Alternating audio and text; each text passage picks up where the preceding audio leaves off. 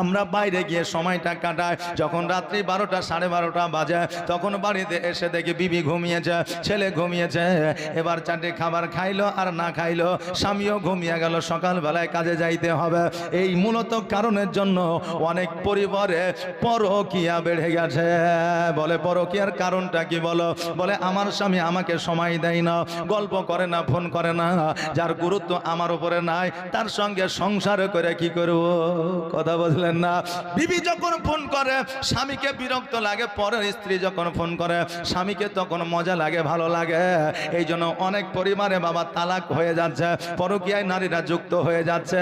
শুধু মেয়েদের দোষ দেয়, আমার বিবি ভালো না, তুমি যে ভালো না, তোমার দিকেও একবার খেয়াল করো। কথা কি আমার বুঝতে পারছে?